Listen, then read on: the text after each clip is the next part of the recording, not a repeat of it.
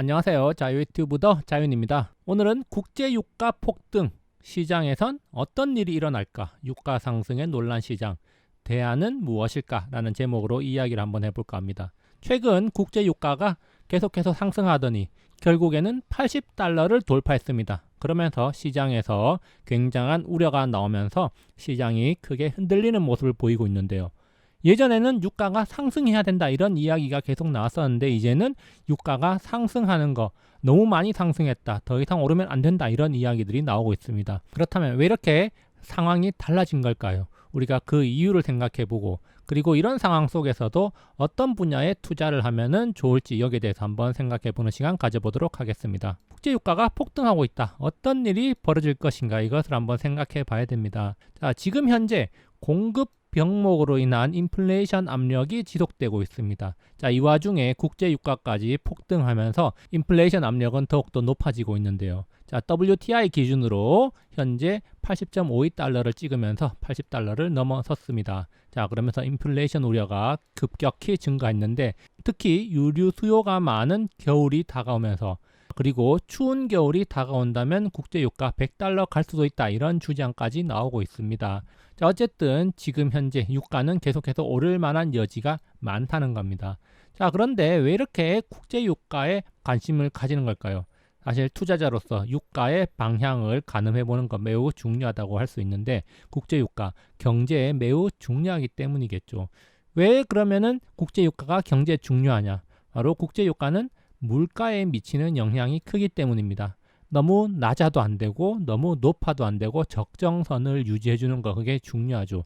너무 낮으면은 디플레 우려가 있고 너무 높으면은 하이퍼 인플레이션 우려가 있기 때문에 국제 유가는 적정선 안에서 움직여 주는 게 가장 이상적이지만 사실 국제 유가라는 것도 상품의 하나이기 때문에 경제 상황, 시기에 따라서 그리고 수요와 공급 논리에 따라서 가격이 낮을 때도 있고 그리고 지금처럼 가격이 높을 때도 있는 거겠죠. 어쨌든 적정선에서 유지해 주는 게 좋은데 지금은 적정선을 벗어나고 있다. 그렇기 때문에 굉장한 우려가 나오고 있다. 이 정도로 우리가 알고 있으면 되겠습니다.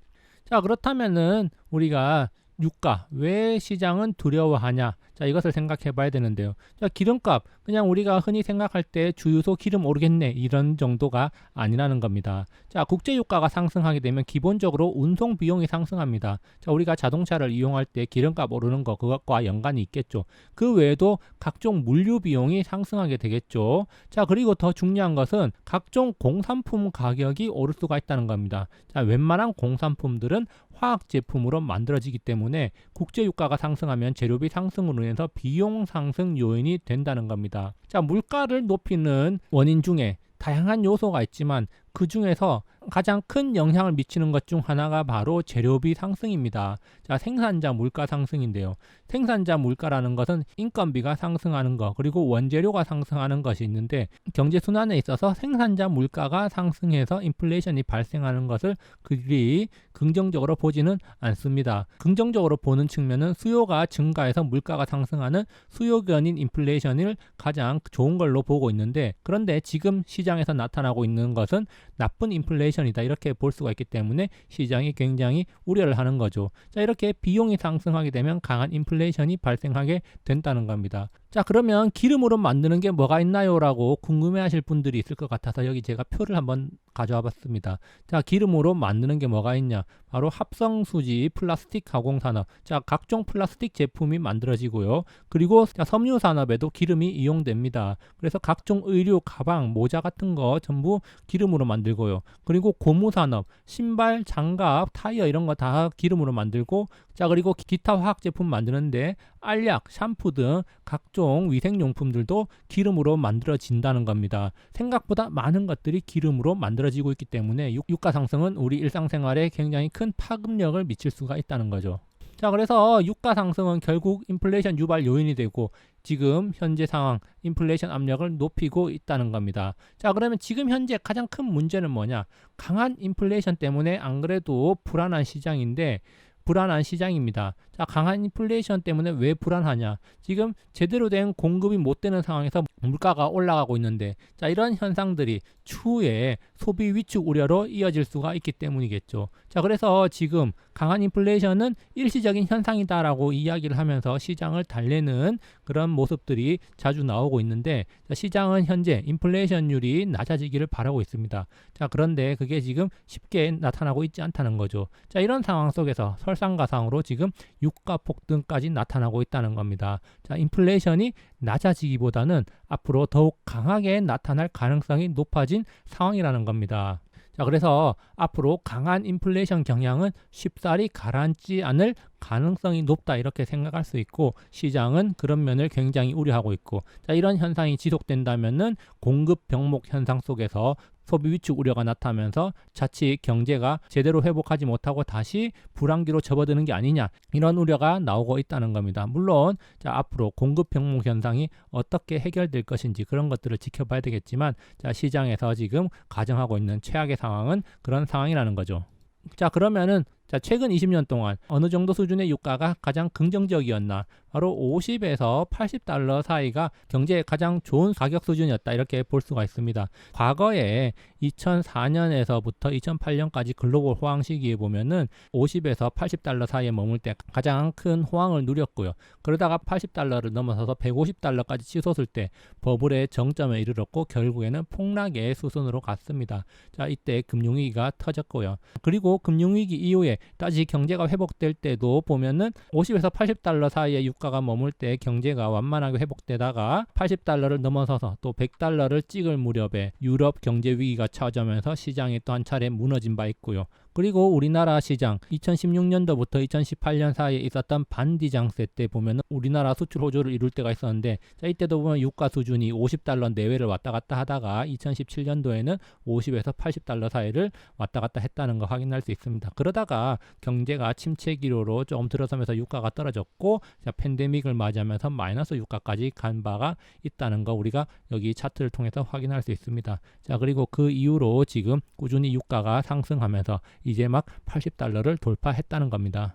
자, 그래서 우리가 현실을 한번 생각해 볼 수가 있겠습니다. 과거 2004년하고 2007년 사이에 국제 유가 상승을 했고 인플레이션이 발생을 했습니다. 자, 그리고 좀 전에 살펴봤듯이 2009년에서 2011년 사이 금융위기 이후에 차정 장세 때도 국제 유가가 상승하고 인플레이션이 발생했죠. 자, 그리고 2020년에서 2021년 현재까지 자, 팬데믹 이후의 유동성 장세 속에서 국제 유가가 상승하고 인플레이션이 발생하고 있습니다. 자, 이렇게 그냥 표면적으로 이런 데이터 수치들만 본다면 똑같은 거 아니냐라고 이야기를 할 수도 있겠습니다. 자, 그런데 사실 좀 더 면밀하게 살펴본다면은 뭔가 다르다는 겁니다. 자, 내부를 찬찬히 뜯어보면은 좀 다르기 때문에 자, 우리는 지금 시장을 어떻게 바라봐야 되고 그리고 앞으로 어떻게 대응해야 될지 여기에 대해서 한번 생각을 해봐야 된다는 겁니다. 부탁되고 과거와 똑같이 갈 것이다 이렇게 생각하는 게 아니라 지금의 상황을 한번 되짚어볼 필요가 있다는 거죠.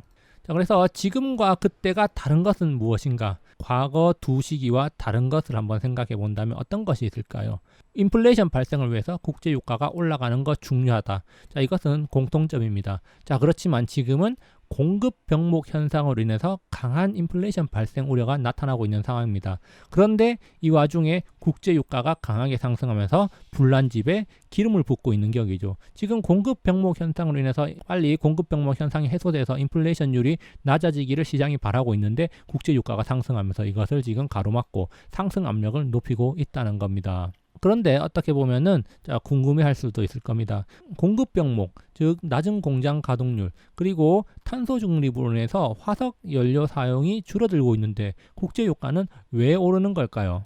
바로 그린플레이션이라는 말로 설명을 할 수도 있겠습니다. 물론 다양한 요소가 있겠지만 자, 여기서는 간단하게 그린플레이션 하나만 짚고 가겠습니다. 자, 전 세계적으로 탄소 중립으로 가기 위해서 친환경 투자가 활발히 전개되고 있습니다. 자, 이런 경향은 2010년대부터 계속 이어지고 있는데요.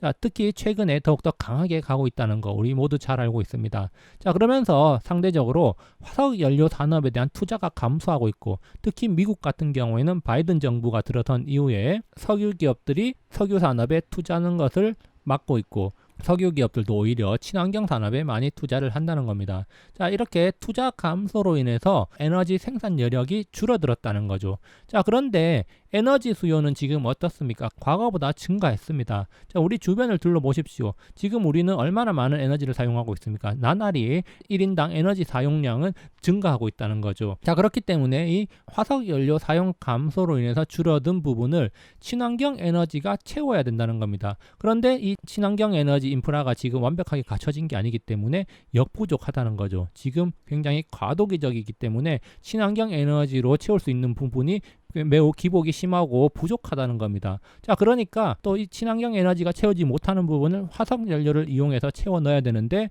자, 기존의 화석 연료 생산 여력은 줄어들고 화석 연료 에너지 사용이 증가하다 보니까 에너지 가격이 상승하는 그런 모순적인 상황이 나타나고 있는 겁니다. 자, 그렇기 때문에 지금 에너지 가격 상승으로 인한 인플레이션 굉장히 큰 우려로 나타나고 있고, 유럽, 영국 같은 경우는 에너지, 즉 화석연료 가격이 워낙 높이 치솟다 보니까 일부 기업들이 치솟는 원자재 가격을 감당하지 못해서 파산하는 사태까지 벌어지고 있죠.